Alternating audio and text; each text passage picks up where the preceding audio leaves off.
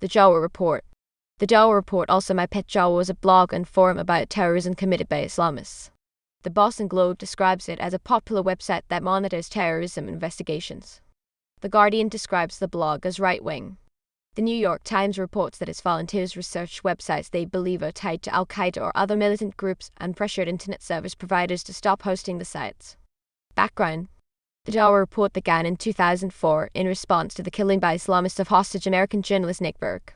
Started by a blogger who goes by the alias of Dr. Rusty Shackelford, a reference to the fake name used by King of the Hill character Dale Gribble. Shackelford said, "When I saw the Nick Berg beheading, it drove me to start blogging about the plight of hostages held in Iraq."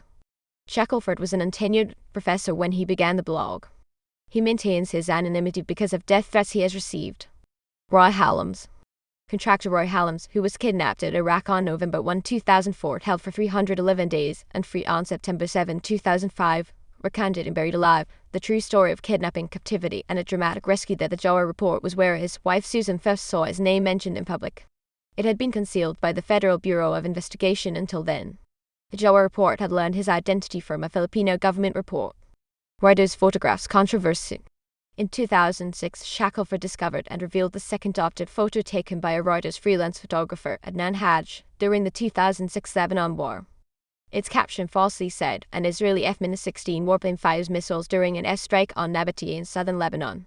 The truth was that the F-16 was dropping defensive flares, and the photo had been doctored to increase the number of flares falling from the F-16 from 1 to 3. Reuters deleted all of the photographer's photos from its database. Its global pictures editor said, manipulating photographs in this way is entirely unacceptable and contrary to all the principles consistently held by Reuters throughout its long and distinguished history. Jihad Jane Plot. In the Colleen La Rose Jihad Jane Plot, Jawa Report members who had been tracking her comments and movements, including her raising funds for Pakistani militants through Twitter, alerted U.S. authorities in July 2009. The FBI interviewed her on July 17, 2009, and arrested her on October 16, 2009, at Philadelphia International Airport as she returned from London, whereupon she confessed her role in an Islamist plot to kill a Swedish artist to FBI agents, according to two people close to the investigation. Death to all Jews.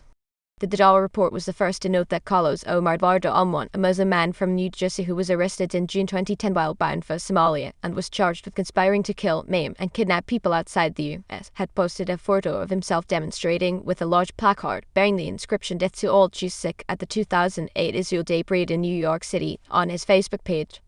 As a source. Postings on Jawa Report were either quoted or reported by many mainstream news providers, including the New York Times, New York Daily News, Fox News, the Philadelphia Inquirer, the Boston Globe, the Washington Times, the Guardian, the Sunday Telegraph, Toronto Star, Salon, the Weekly Standard, the New York Sun, the Freelance Star, the Lodi News Sentinel, the Columbia Journalism Review, Australian Broadcasting Company, and CBS.